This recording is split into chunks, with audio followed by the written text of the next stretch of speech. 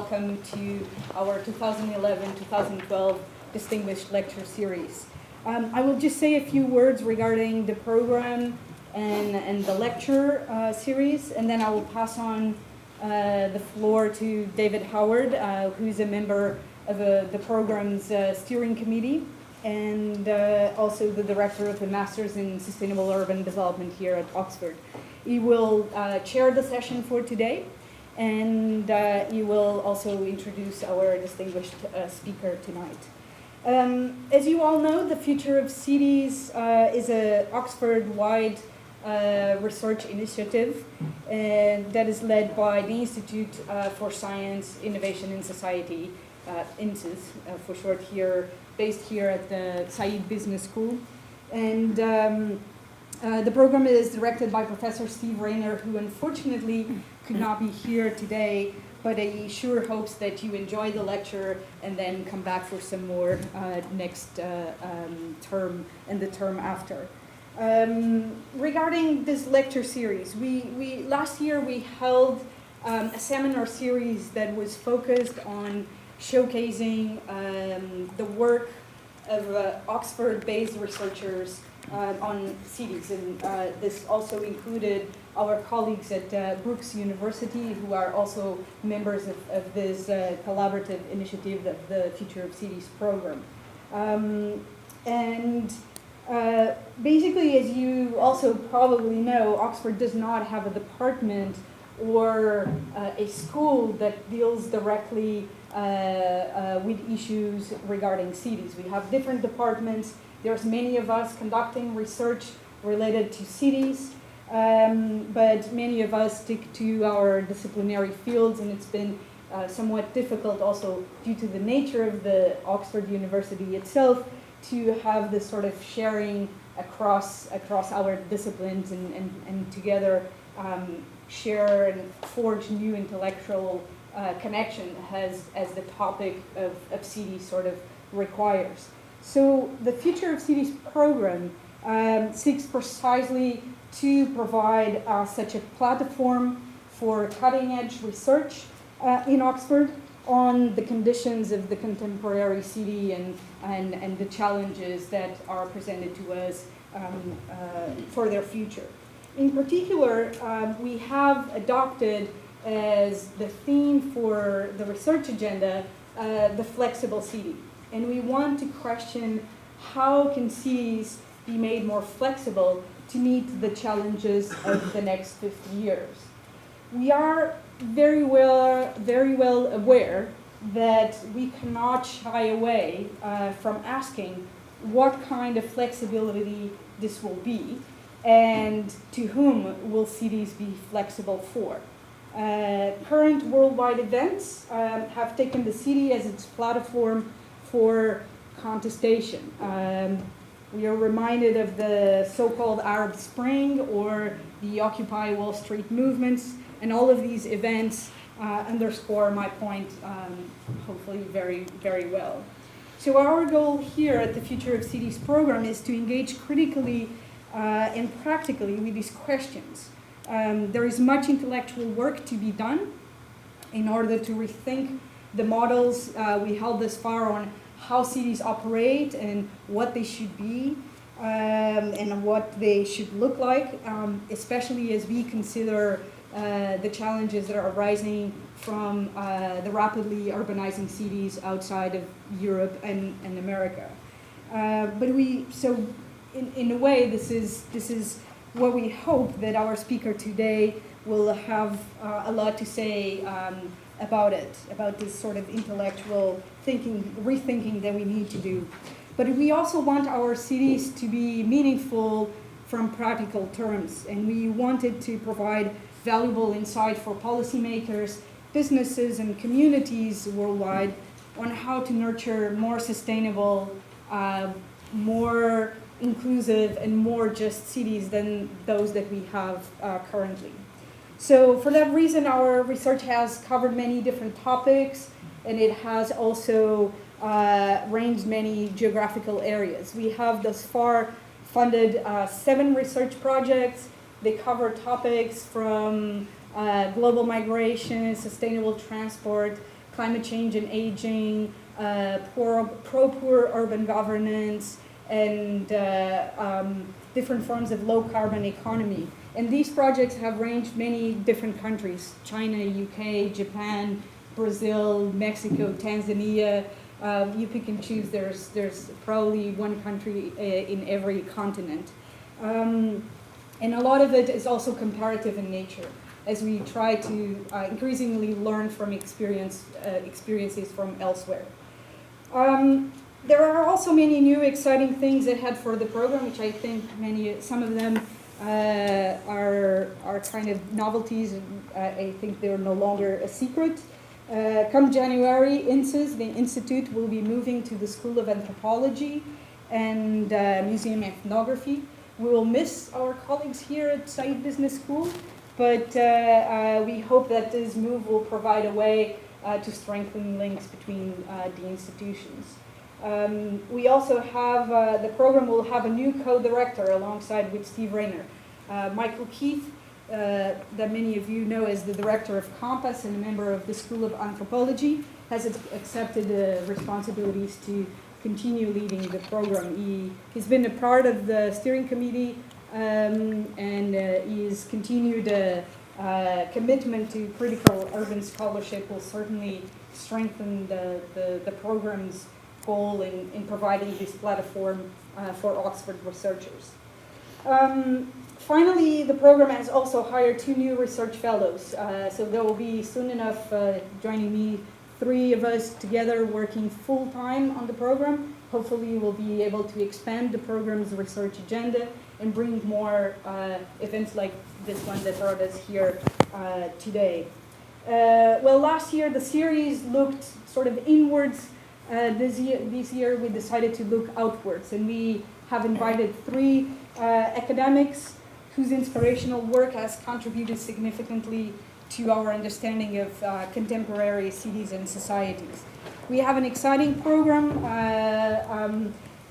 Today we'll have Professor Jennifer Robinson with us on the 7th of March. Our speaker will be Professor Simon Marvin. And then on April 24th, we will have Professor Neil Smith. So stay tuned to keep your eyes out to the announcements, as we hope you will come back again.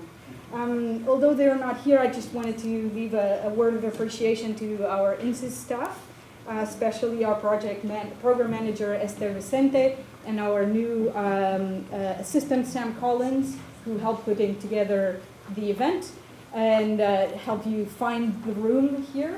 And without further ado, which is quite a long speech now, I will give it to the floor to David so he introduces our speaker. Thank you very much. Thank you very much, Adelina. That was great. I feel like it's the sky-breaking news. I think it's Future of Cities. You heard it here first. So thank you very much, Adelina. When the Future of Cities Committee met, we had a wish list. And so I'm glad to say our first wish on the list is here with us tonight. It's Dr. Jenny Robinson, a Professor of Human Geography at University College London. Jenny Robinson is one of the foremost thinkers in urban geography, and it's a real pleasure to have us speaking tonight on her, I think, forthcoming work, or ongoing work. Many of you will know Jenny as a specialist in looking at apartheid and politics of segregation in South Africa, and her book, The Power of Apartheid, was a seminal work for urban geographers, but really anyone with the interest in South Africa, but also the politics of segregation globally. And that fed through really to Jenny's other very important book that's influenced my work and my research and my teaching, and that's Ordinary Cities, which Jenny wished to say, and I'll do a very bad summary, which you can correct in the presentation. But really, Jenny was saying, well, it's important to look at cities, but let's not isolate individual cities and treat them as exemplars of modernity, and let's recognise there are certain forms of urban governance, urban economy in cities of the global south, whether it's informal economy or otherwise, but these are not unique entities. And so a book, Ordinary Cities, aimed to bring together urban studies, and Jenny's been one of the foremost writers and thinkers who's been doing that. And one of my most recent articles looks at the need for comparative research across cities, again, I think building on and extending the work on Ordinary Cities. So it's a great pleasure to introduce Jenny, and she'll be speaking this evening on cities in the world of cities, Traces of Elsewhere in the Making of City Futures. Thanks. So thanks very much. Thanks a lot. Well, it's really nice to be with you here this evening. It feels very cold and misty as I got off the train, so that's a good place for thinking then. I'm delighted to have an opportunity to share with you some thoughts about how we might start to put into practice the ambition of building urban studies in a more international voice.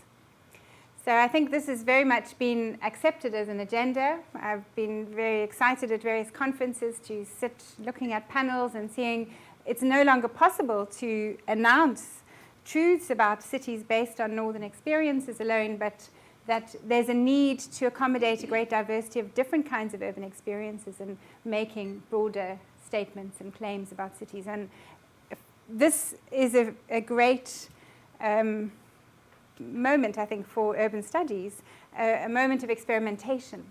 So in the wake of that shift from an urban studies very dominated by northern themes and northern cities to one that's very open to a broader array of cities, in the wake of that, how do we go forward? How do we compose more international accounts of cities? And I'm very pleased to have read recently an article by Ananya Roy, which is in the International Journal of Urban and Regional Research, in which she engages with questions of, she calls it slumdog cities, and some thinking about subaltern urbanism as one possible way of metaphorizing a new voice in urban studies. And I think mostly she has in her sights there Mike Davis's Planet of Slums, which is, in a sense, caricaturing cities of the global south as being slumdog cities. And while I think there's a bit of a sleight of hand there, because most people who work on those cities ordinarily, not Mike Davis, have a very rich and complex understanding of those cities, don't see the subaltern as standing for those cities at all. So the slum does not stand in for those cities amongst much of the scholarship that's done on them. But what she does provoke for us is to challenge us to move beyond what she calls the colonial wound. So we can mobilize a post-colonial critique of urban studies as being perhaps imbalanced in terms of its resources towards the experiences of the global north, certainly imbalanced in terms of the airtime that people get, the attention that's paid to stories from different places and different kinds of scholars. But we, in a sense, need to move on from that critique. And in a recent book that she and Ai Wang put together, I think there's very much a spirit of a post-colonial urban studies, and urban studies which now is proliferating and creating new kinds of stories. So I want to start off by reviewing some of those, the reasons why we are moving towards a more international urban studies, and some of the different kinds of trends and tendencies and voices that are coming up within that field, and hopefully get a sense of this revitalized urban theorizations. And then the challenge that the paper that was mentioned just now addresses is really about building methodologies for thinking across difference. How do we think across the diversity of urban experiences? How exactly do we go about telling those kinds of more international stories? And the paper takes a bet on comparativism as one kind of imagination that could take us in that direction. Obviously, there are other kinds of stories. And then I'm going to look at the more empirical set of discussions of how urban policies move about the world and arrive in different places and shape urban outcomes. And try and think through some of the spatialities of those processes in order to inspire us a little to think about how we compose our own explanations in a theoretical register. And rather than, as I'll talk about, rather than looking at how policies arrive, which has been the dominant motif within policy mobilities research, following the trajectory of a policy, I want to think about the more complex spatialities of how it is that one arrives at a policy. What are the spatialities that shape urban outcomes? Because I think that's the explanatory burden that we face in trying to think diverse cities within a globalizing urban world. And then if there's time, just to conclude with a few points about futures. The example in terms of policy circulation that I'm going to be using is around city strategies, so long-term visioning processes, which is the empirical work that I've been doing for a long time in Johannesburg and starting to think about London, which is an interesting comparison. So to start off then, to rehearse a little bit about composing urban studies for a global urban century, and the sort of basic riff that you'll perhaps be familiar with now around this. On the one hand, we have clearly the case that the most significant urban challenges are expected in cities outside the west or the north. Geography and terms dreadful. Lots of inverted commas, please. So that the places in which cities are growing and through which one really needs to think the urban future are not in the old places, which have inspired much urban studies. And we see the really entrenchment, rise perhaps, but really an extension of policy work to capture this trend. So a lot of urban policy discourses emerging to perhaps shape the kinds of potential investments, potential pathways that the density of urbanization and urban growth in Southeast Asia, East Asia, China, and so on hold. So they hold great opportunities for capital, basically. So we see an awful lot of discourses and incentives and motivations and thinking about how to capture and work with these urban trends. And I think urban studies, until fairly recently, has been fairly poor at building broad understandings based on these diverse urban experiences. And I think while there's a lot of energy and motivation at the moment, I think we're still falling short of making a move to really composing more international theoretical conversations which can help us as scholars talk about these diverse urbanizations. So there's still a mismatch, I think, between the energy and facility with which the world of policy tries to capture these trends, and as critical scholars, our ability to do that. So just some of the headlines that you're very aware of. Certainly, this is this kind of hype that we see in the more humanitarian kind of policy documents. More than 50% of the planet is urbanized, sure. Most of the growth is projected to be in poorer southern and eastern contexts. Low and middle income nations see most of the projected growth. But it's quite important to move beyond that hype. So at the same time as I'm suggesting this is a landscape in which we need to be building critical urban theory, it's important to be aware that there's great diversity in these kinds of things. So it may be that most of the planet is urban, but not most of every country, context, or region is urban. And just as a first cut, we can look at the top graph, suggests the moment at which, for poorer contexts, the urban population takes over the rural population, overtakes the rural population, is somewhat later than in the more developed regions. 2020, it says. And even there, we're looking at vast differences. East Africa versus South America, and very different levels of urbanization, perhaps 30% in East Africa at the moment, 80% in South America, ballpark figures. So these are very diverse, complex situations. And I think this is the theoretical challenge for us, to move beyond the headline figures and the excessive hype. And then even in a continent like Africa, which has many different kinds of cities, many cities with a great deal of poverty in them, this is a graph suggesting the Gini coefficients for each city. And they're very variable. The South African cities come out really appallingly. Concentration of wealth and poverty bifurcates those cities tremendously, but a lot of variation across the rest of the continent as well. So just a sense that the kinds of challenges and situations to which we as scholars need to respond are very diverse. So there's this sort of new spectacular urbanism which inspires many policymakers around the world, Kuala Lumpur, Dubai, Shenzhen, and London, looking a bit like those kinds of urbanisms, and I think perhaps very much emulating them in some ways. So the lines of causality in the global urban imaginary are perhaps being, the directionality of those is being redrawn a little. But these kinds of situations need to be thought about, and I'll come back to Vanessa Watson's point up there in a minute.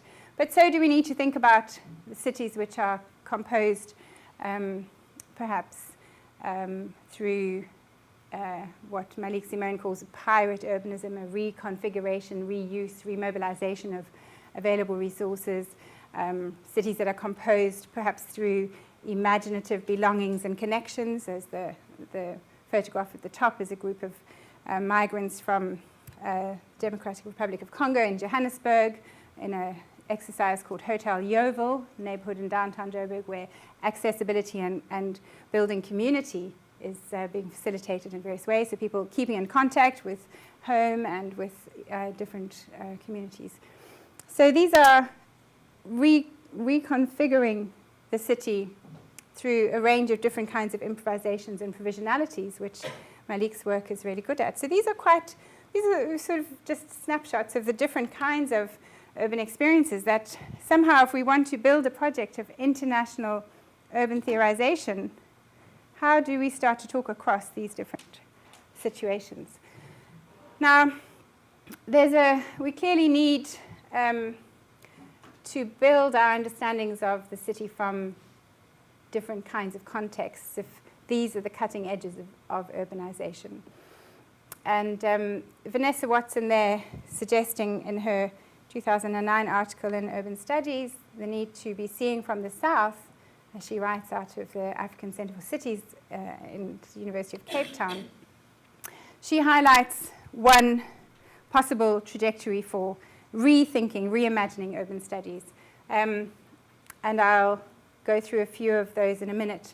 From my own point of view, the things that I'm wanting to take forward and which will come through the discussion, for me, I'm very interested in this project of trying to build an urban studies across this world of ordinary cities where we, as the book in 2006 suggested, just find so many of the categories we've inherited within urban studies over the last decades to be unhelpful.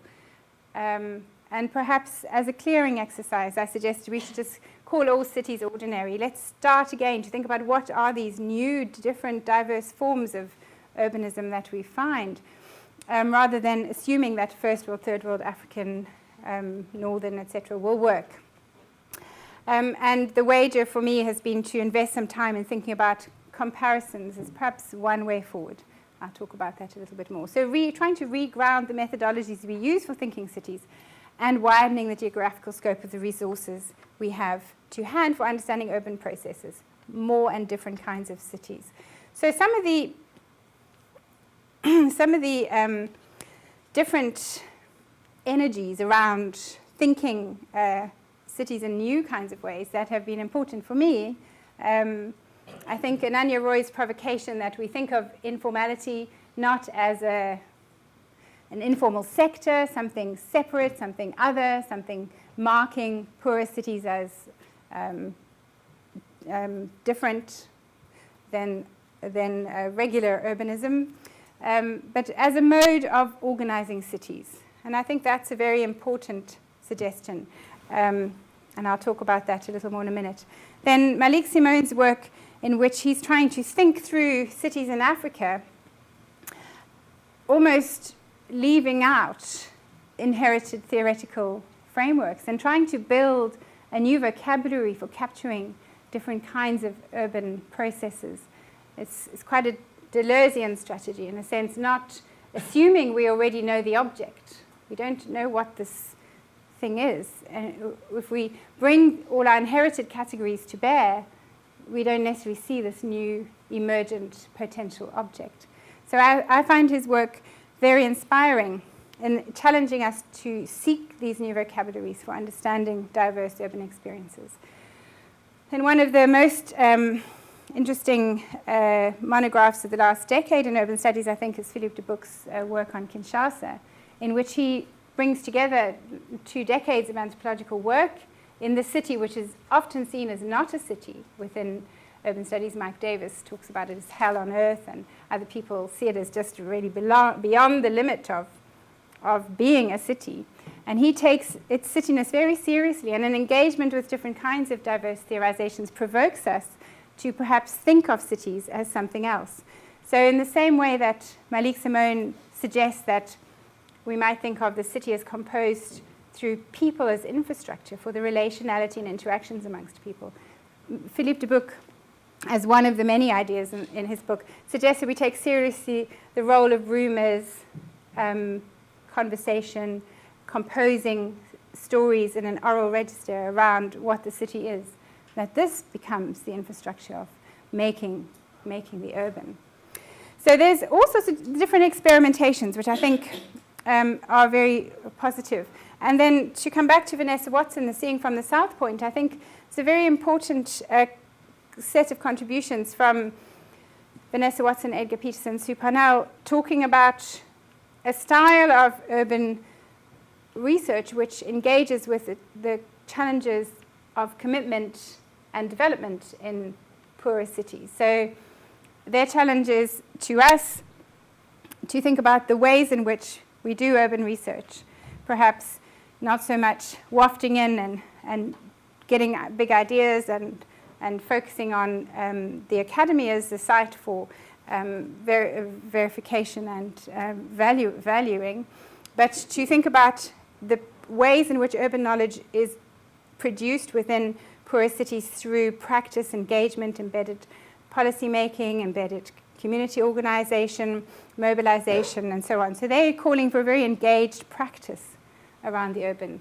They're, of course, not the only ones, and I think another site where we find a strong call for urban practices in people working through Henri Lefebvre's writings, in which the relationship between theorizing and urban practice is always very strong and very provoking. It's quite a challenge to the commitment of urban researchers within this international world. And I think for me, this is a very important provocation because it suggests that we need to think very hard about our positioning as well-resourced scholars, able to creatively engage with all sorts of things, and really consider how it is we build international knowledge, perhaps collaboratively through longer-term engagements and commitments to different places.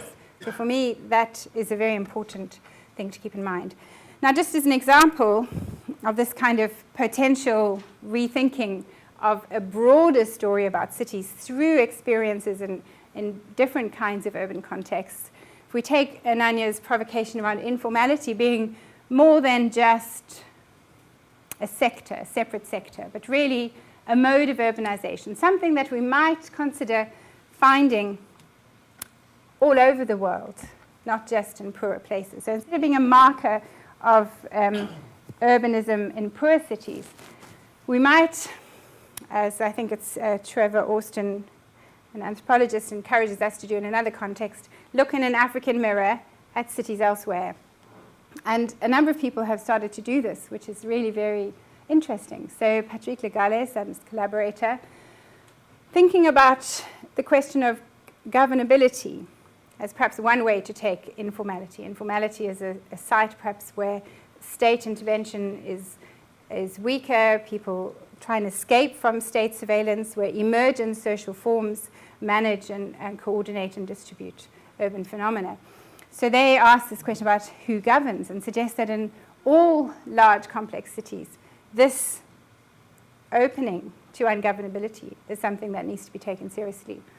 And then there's lines of inquiry which think about actual, real, informal labor in different contexts. And Nick Theodore's work has been, he's been doing some work about day laborers in Chicago, New York, and other big American cities. And the form and organization of work links back to people's places of origin in South America and feels very familiar to people working on casual day laborers in, for example, South Africa, which is the context I'm familiar with. So it's very interesting to me that we can look physically for these experiences of informal work in this country, some work done on the London informal economy and so on.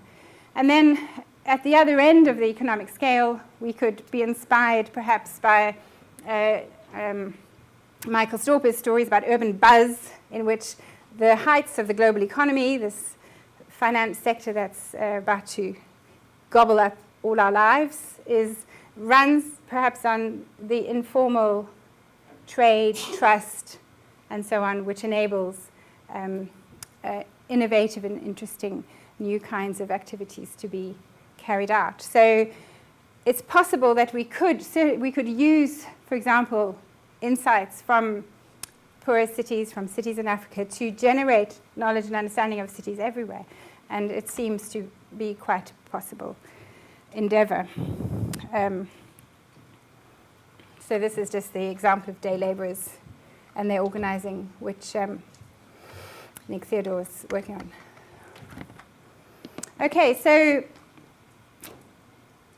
having identified that we have this moment of a lot of energy around thinking anew the field of the urban across many different cities, the kinds of agendas that I'm trying to pick up and we'll talk more about here now include, one, trying to reground comparative urbanism for more international urban studies, and my point is that it really needs regrounding. Comparison as it's formalized within urban studies really truncates the world of cities we can look at. It does not work actually for thinking in an international way, which was the biggest disappointment to me when I realized that was the case.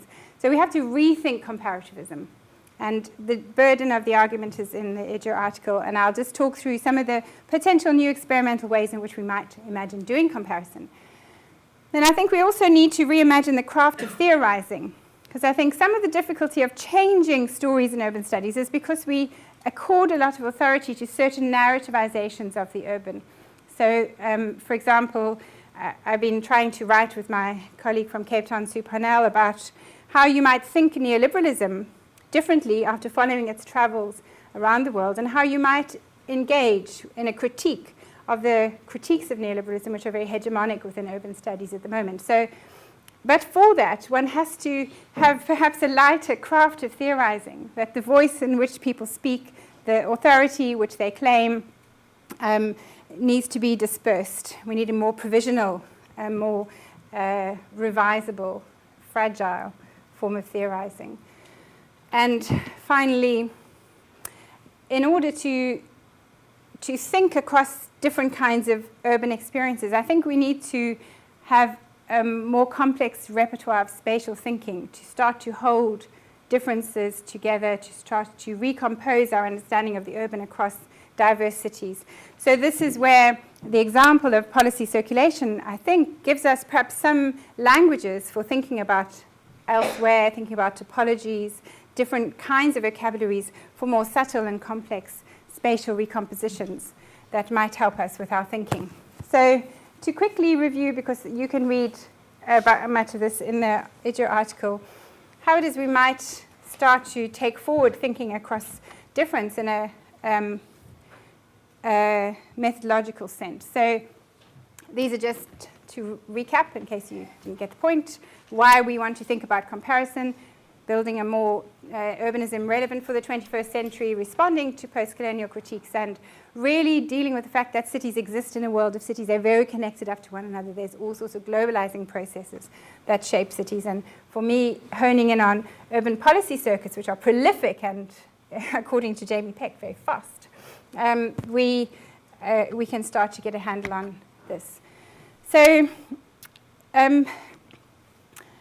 in order for comparative urbanism to work in a more international and post-colonial register, I suggest we need to abandon many of the strictures of formal comparative methods, which include things like, in the case of cities, selecting only really, really similar cities because there's so many different variables that you have to keep as many of them the same as possible in order to isolate the ones that change. Well, that's a pretty hopeless task. I mean, there's so many things that are different across even really similar cities. It's quite a fiction. It's a logical fiction to create some kind of scientific universe. And then another important restriction is that one would decide on which cases to select based on the characteristics of the national context in which cities are. So, and even quite sophisticated comparativists have done this. So we can compare these cities because they both exist in liberal democratic regimes. A very broad basis for thinking comparatively about cities. Or we can compare these two cities because they're the same size. I mean, these are things that follow through from some conventional, formal, methodological sense of quasi-scientific rigor, but they actually don't get to grips with what's even the same and different about different cities. Why would you be composing some comparison across cities the same size? What exactly are you trying to think about? Does it always matter? It might matter sometimes, but presumably not always. So if we want to get to grips with the things that are actually going on in cities and trying to think across different kinds of cities, I think we need to bring our criteria for selecting cases, the understandings of causality that we use back into the city to think about it in quite a complex way. So some of the hints that I develop in the paper are around assuming that we liberate ourselves to have an exploratory phase. Let's try out all sorts of things. And it's such a pleasure to see that this is what is happening all over the place. So I was talking to Adelina, we're working on a potential project between Mozambique, Mexico, and Tanzania. Yes. So that's really interesting, following the things that are happening in different places. And this brings very unusual, sometimes, collections of cities together. So I think there's a license, having developed a critique of the ways in which comparisons are being composed in this very limited way. It's a license to be exploratory. And I think it's quite important that we don't, because theory has been so heavily dependent upon certain contexts, the sort of hypothesis-driven methodology of comparativism is not really very helpful, because you start off with a theory that comes from somewhere, and then it's almost not possible to test it anywhere except very similar places, which is what has happened with regulation, with the regulationist or story about regime theory. In the US, people, endless, rather dull papers about, can we stretch this comparison to Britain? Yes, and beyond. And I think the more you move up into more abstract concepts, the more generative those comparisons become. So in terms of regime theory, then, stretching into context, we have really diverse forms of governance, informality, range of different kinds of relationships with business, for example, different kinds of regimes in terms of political form. There would be an awful lot more to think about in terms of how it is that certain kinds of stable regimes of growth and urban management develop or not, and what configuration of actors there is. And my suggestion would be that we would learn something new about the original context if we stretch stories. So perhaps thinking more around urban governance and the diversity and complexity there.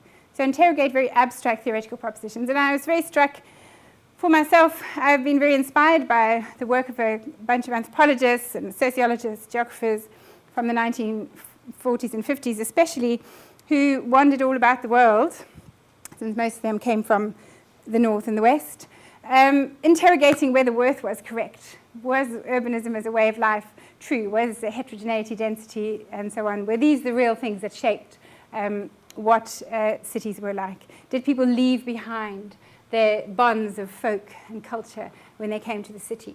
And most explorations showed that, in fact, the outcomes were more diverse than Worth's hypotheses.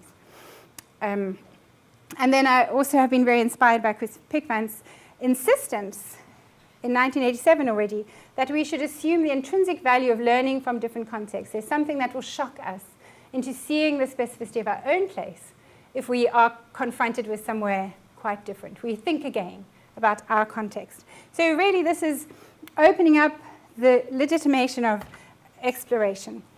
As I've hinted, we need to shift our sense of what the bases are for comparison, the units of comparison, focusing down not from the national scale but to the city scale, and the specific phenomena which are common to many different cities: gated communities, participatory budgeting, shopping malls, regeneration, blah, blah, blah, endless things, bus rapid transit. Lots of things to think about across different cities, and a good reason to think them together. And then I think perhaps one of the most important experiments that we might consider doing is to think about connections, things that connect cities as being themselves the basis for thinking comparatively. And some of the most obvious connections would be, say, migrants who move back and forth between two different cities, making different kinds of settlements, communities, urban forms, etc.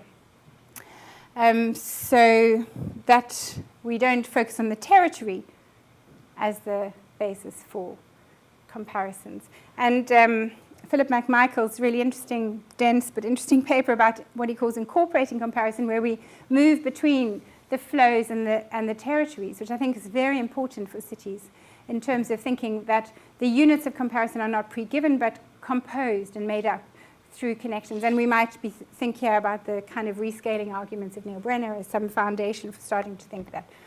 So we would be moving towards new spatialities of comparison. And my sort of hunch, and I think there's quite a lot of abstract theoretical work to be done here, as you'll see towards the end here, but my hunch is to work with the multiple spatialities of cities themselves and thinking about how we compose comparisons. Cities, sites of connection, territorialization, of the entrainment of other places in all sorts of different ways. So that's the broad hint for recomposing comparison in relation to cities. Certainly, we need to move beyond comparing places, which leads us to think about things like circulations. And I think here is where we start to need to stretch our spatial vocabularies. It's easy to think of connections and networks. These are stories we have in our heads very well. But when we start to think about something like policy circulations and the very complex ways in which these happen, through collaborations, overlapping information, interreferencing amongst different cities, dissemination of ideas through all sorts of different media and so on. There's much that's complicated there about how it is that cities are connected to one another or entrain one another. And here is where we might want to stretch our imagination spatially away from the topographical, which so much of our work focuses on at the minute. Topographical, a sense of being the topography, the landscape, the physical stuff we can see.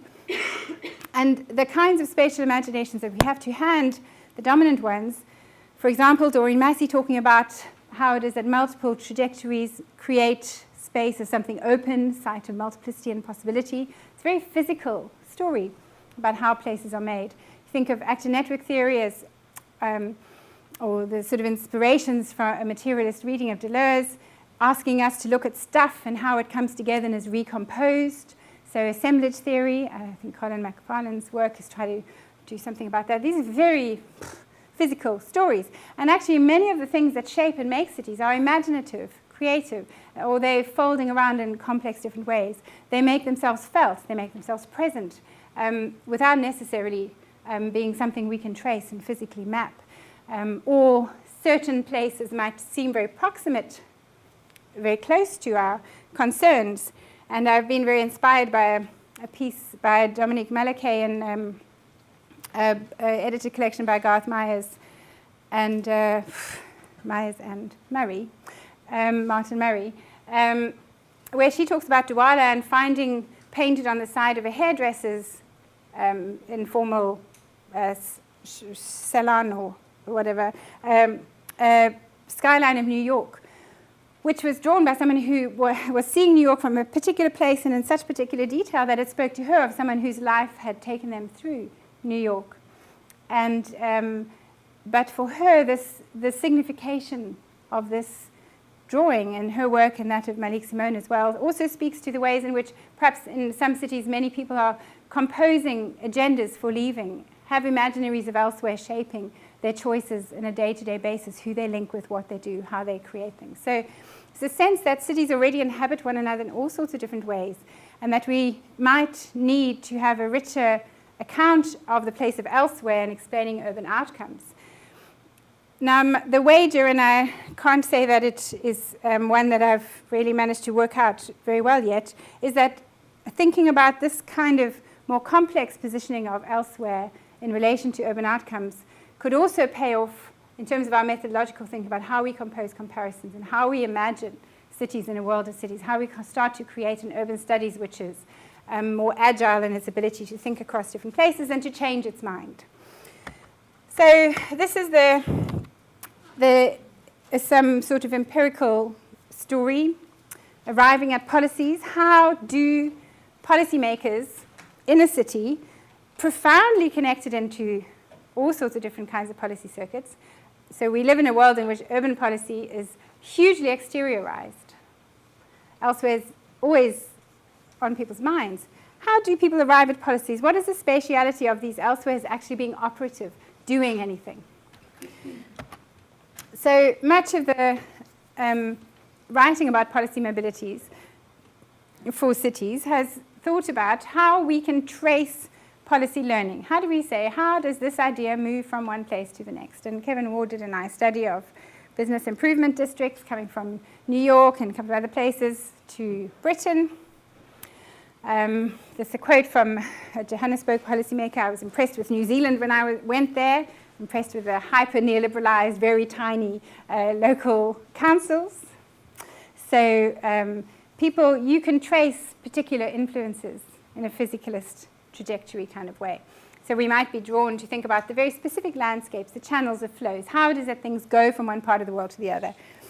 And another experience of this in a more sort of actor network theory way is trying to track very embodied, particular performative relationships. And this is Eugene McCann's paper in the Annals of American Geographers.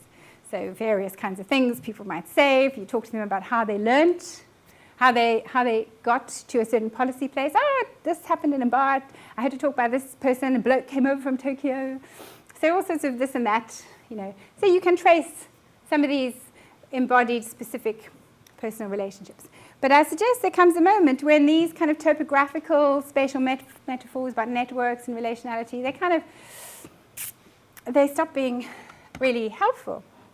And here's where maybe one wants to start to pick up from various places this idea about elsewhere, presencing, proximities, different kinds of ways of things being made present. So Ola Söderström, I'm afraid I don't know Guggenheim, Swiss geographer, writes about the here in the built environment is always an elsewhere. There's always some way in which how we make here is connected to somewhere else. It's a very loose formulation. Sarah Nuttall and Achille Mbembe, writing about Johannesburg, talk about its embeddedness in multiple elsewheres. It's a very suggestive register. And John Allen, who is a former colleague from the Open University, is writing very careful, in my view, quite rigorous stories about how we might start to think about topologies as being about distantiated and proximate actions, things that operate across near and far, things which draw certain processes closer, make them present. He's trying to develop a repertoire of language for this. So in terms of policy mobilities, we might think there's like just complicated multiple ways in which in a particular environment this and that is connected up. So you think about the relationality of Peter Hall's work to London, somebody who writes major important contributions around the world city, but who's very closely tied to local policymakers. So there's a very complex recursive relationship between traveling policy, locally emergent stuff, and so on. And one London policymaker claimed, you know, well, we didn't curl up with Peter Hall every night. We had lots to do with him and learned a lot from him, but how did that happen? We didn't read the book all the time. You know, we weren't reading his work every night, but there's a strong learning and connection and familiarity. They might be quite fleeting contacts, but they might be very important. Somebody came over, had a cup of coffee, we looked over the executive summaries, or in fact at the other end of it, where nothing gets looked at. So very sadly, large policy documents might just sit and never get seen, read, and yet be very operative, have great impact. Slogan, you know, in Johannesburg, the idea that Johannesburg was looking to be a world-class African city. Very important in shaping all sorts of things. But so many, I'm sure, of the officials have not read the document that lay behind that slogan, the long-term visioning strategy of the city. Or in a different one, the idea of having a proactive absorption of the poor started to become a thematic which you could mobilize within the city to try and draw energy behind progressive agendas. But again, people would recognize the slogan but not have engaged with the detail of the document. So how it is that policy works, shapes things, enables agendas. unclear. And then we have the kind of action at a distance, which is perhaps emblematic of topological thinking, that you have a shining example, place that has a certain impact and referentiality without you really having any detailed appropriation or knowledge of it. Hegemonic theories or ideas which you're not conscious of, but which are shaping the background for your thinking. Which I think for any historian, you know, you'd be very aware of the way in which that broader taken for granted world is so powerful, is shaping what's happening. And then quite important in policy world is overlapping contexts of influence. There are lots and lots of different kinds of influences, multiple overdeterminations of outcomes.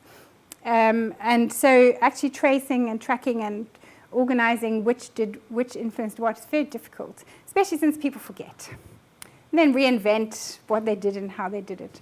So here's a few examples. They're a bit long. Well, these examples come from London. There's a London plan, which is very bureaucratic, very planning-oriented, and so on. So, in which Boris claims he wants London to be the best big city on earth. Very sweet. And Johannesburg, which has quite a range of different kinds of challenges to deal with, wanting really to launch itself into the world as a global, some kind of global world-class city in its imagination, and having a lot of very fundamental developmental challenges to deal with. The thing that I'm talking about are these long-term city visions. So the London plan is the vision of the mayor really for the next 5 years. There's a lot of continuity across the different plans. So Ken Livingstone's 2 plans and Boris's plan. There's a lot of continuity, but some important differences. So these are visions for where the whole city might go. How do we coordinate our policies to create a certain future for these very big cities? Johannesburg, the municipality of Johannesburg is probably about 3 million people. The broader metropolitan region, I don't know, 12, 14 million. Very big global city region in which Johannesburg is one municipality, the core of the region, the old city of Joburg. So Johannesburg has had a series of different kinds of long-term strategies with different flavors to them. And the reference point for Johannesburg city strategy is a model for doing long-term city strategies proselytized by the Cities Alliance, which is a linkage between initially UN and World Bank agencies, and then become very proliferated amongst different kinds of community organizations like Shack and Slum Dwellers International, different kinds of countries, donor countries, and poorer countries, and so on. So it's a proliferated organization now, but they developed this kind of very stylized model for how to do city strategies. The London plan it falls within a broader European network of trying to promote spatial planning and strategic planning, which Patsy Healy's written about, Mark Tedder-Jones. There's some good studies of the London plan by Andy Thornley and Yvonne Ryden in different places. So there's a sense of these 2 strategic documents being part of broader circulating ideas about shifting citywide planning into a more strategic, less spatially oriented form. But the question that I've been trying to ask of both of them, and in a very preliminary way of the London one, is what is the place of elsewhere in shaping that vision, that strategy, that plan for London and Johannesburg? And I'm quite interested in the policymakers, the people who are doing the thinking, writing the documents. Clearly there's officials, councillors, mayors, consultants, this whole slew of different kinds of people. But how is it that elsewhere is articulated in these visions for a very particular territory, a very demarcated political arena? And in the London plan, if you read it first off, you'd be forgiven for thinking elsewhere didn't matter at all, actually, which was really surprising for me, because you start the Johannesburg plan and it starts up very frankly. Many places around the world are now doing long-term city visioning strategies. This is the example. This is where we learn it from. This is how you do it. This is how we did it. We've picked ideas from here and there. So it's very self-conscious about its position in the world. London just launches into itself seemingly oblivious to the rest of the world. But actually is very unfair, because that's the written document, and clearly behind the scenes, consultants, policymakers, the mayor, various people have all sorts of different kinds of globalizing repertoires and journeys. One of the important ways in which the London plan presences elsewhere is through a sense of competition, that London needs to assert its position as a competitive, the primary global city in its relationship with places like Tokyo, New York, Frankfurt, and so on. So it's very aware of that competitive globalizing environment. It's also quite self-aware about itself being a very good model of doing a plan, and the rest of the world would like to learn about it, which I think some of the planners' senses of people visiting to learn about the plan, them going to other places to tell people about the plan. There's a very particular trajectory of learning, disseminating the model. And then another very important way in which elsewhere is articulated in the plan, which is very challenging then for community engagements, is to imagine a certain zone of strategic thinking as being the domain of the plan. So things are allowed to be in the plan. They're the purview of the plan of the mayor, concerned with the whole of London as opposed to the boroughs concerned with their little spots. If things are of strategic importance, they have wide international global priorities. So this is an important determinant of some ways in which elsewhere is presenced.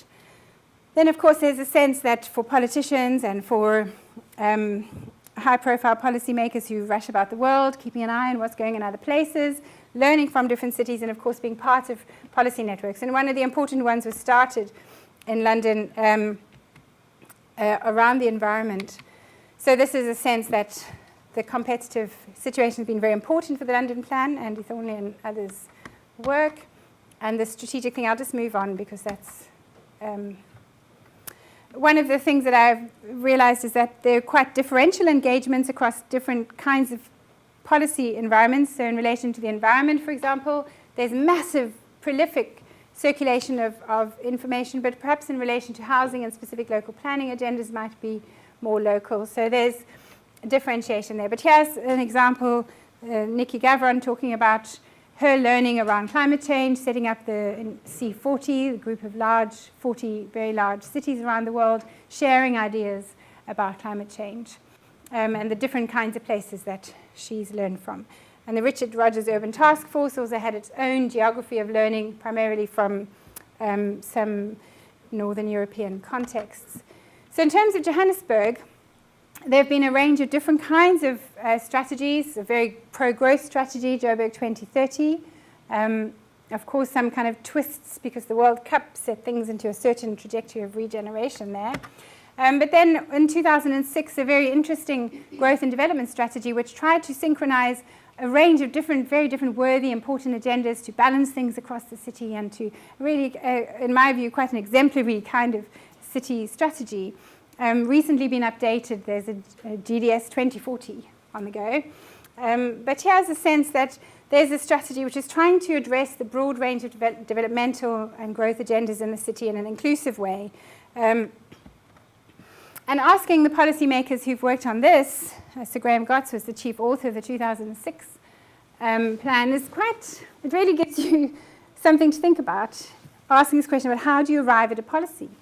And he says the way this stuff works in truth is that a small team of people read incredibly widely. It just becomes part of the amorphous mass of their thinking. But hard to trace that then. Engage with what people say. A synthesis process happens. But if you come to the end of the day, where did that idea came from? It would be quite hard to tell. Might have come from this place, maybe somewhere else. So that's interesting. Then here's another example from Andrew Boraine, who was involved in founding the South African Cities Network, and they came up with a State of the Cities document, State of South African Cities report, which people think is superb, best practice, etc. And this was their core organizing framework for thinking about the South African city and its challenges in the post-apartheid era, articulated through thinking about city strategies. And this is an interview with him. He says, we created that framework. It was an adaptation of things we'd learned from all over the world. Okay. And we didn't invent it ourselves, he says, but you'll see in the next question, I say, well, these are now being referred to as the Cities Alliance Quadrant, as there was an initiative to move the reporting process to other African contexts. This model was being transported. And he said, oh, they were ours. Then, oh, it's an iterative process. We learned from the Cities Alliance, la, la, la, la, la. Oh, they were similar to the World Bank's for bankable, livable, etc. Criteria 1999. I remember that. Oh, we did look at that stuff. Yeah, it was an adaptation of that. So there's a sense there's multiple places things are being learned from, different sorts of remembering and forgetting and amalgamations and who invented what. I mean, another good example about contesting invention is the Joburg's first city development strategy itself, in which the people from Johannesburg claim they invented the city strategy, and the people from the Cities Alliance claim they invented the city strategy. Clearly, the story is a bit more complex on both sides, but this is Ketso Gordon, who'd been the city manager at the time, talking about how they were doing their city development strategy, which is called Igoli 2010, and the World Bank was coming up with the city strategy at the same time, so the lessons learned and so on. Some multiple determination. And then I'm also thinking about things that you never hear about in policy transfer, one of which would be the things people aren't allowed to talk about. So in the South African context, I'm concerned about learning too much from European contexts and the places you go to learn from, but you don't necessarily articulate why you're choosing these places rather than others. And this is Andrew Borain again. So, why are you going to Barcelona? It's European. And then one of the interesting things is what exactly travels about policy transfer. And this is a great example of implementing bus rapid transit in South Africa, which is in the face of a very entrenched and quite violent taxi industry. And Andrew was involved in trying to set up some of the first links in Cape Town. And he said one of the most interesting policy learnings he had was, basically in a bar with the mayor of Bogota. He said, oh, well, it took us 6 months. We had to bring in the army to put down the taxi guys. So I'm drawn to the metaphor which the Durban long-term development framework, another South African city, uses the colloquial cooking pot, poikikos, in which you put lots of good ingredients and you stick it on the fire and it all stews up, yummy and nice. So here, this idea that maybe we need some quite different spatial metaphors to appreciate the complexity of how things come out in cities. So in that sense, trying to follow some of the more topological metaphors for thinking spatially could be interesting. And there's a range of different ones about, some which work or not. So an older article by John Law and Anne-Marie Mole talking about fluid as a metaphor for spatial connections and how things flow. Seems quite distant metaphorically from the processes that are trying to be captured. Or I think a great inspiration here might be some of Deleuze's metaphors developing about foldings of interior and exterior. So places to go with that.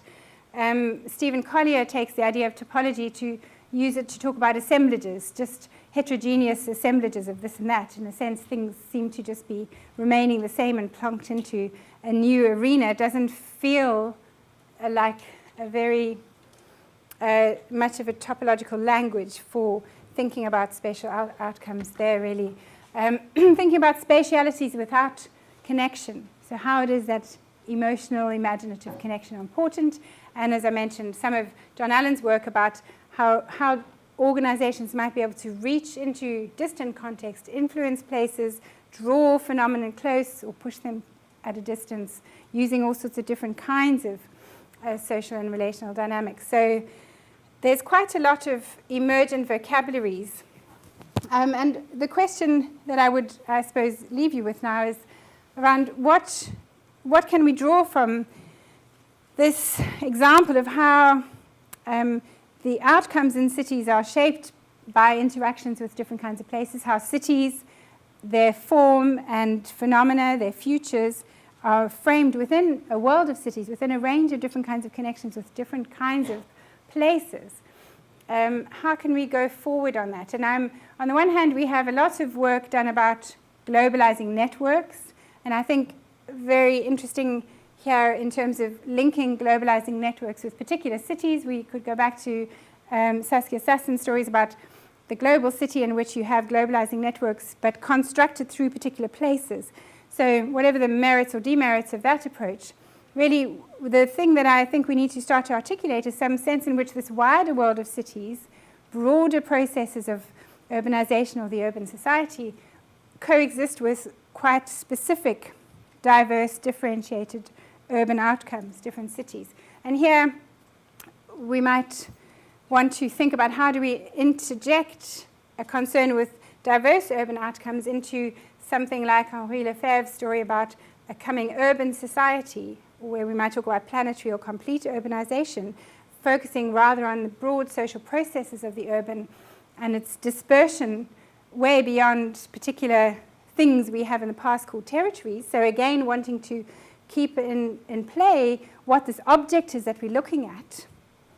So there's a skepticism about the phenomenon of the city, and yet I'm struck by the differentiation and diversity and specificity of different cities too. So how do we start to think cities in this moment of globalization, or planetary urbanization, and think about reconfiguring urban theory then in ways that take us beyond either parochial universalism, where one city speaks for all cities in some dominant theorization, or a uniform global field. You can't be saying that this is all just urban is one thing. We have quite complex differentiations, and how elsewhere is presenced and composed and made through local dynamics is very differentiated. I would suggest that we might still want to hold on to the idea of some ability to speak beyond our single case, in the sense that then we can have conversations. They might be theoretical or whatever, but Raymond Connell talks about theory as being the way we speak beyond the single case, the way we generate broad understandings and networks. But I would suggest these need to be much more fragile, uncertain, and revisable, so that we can compose urban discourses which are much better equipped to attend to the challenges of the planet's urban future. And I'll leave section 4 then for another time, as we run out of time. So thanks.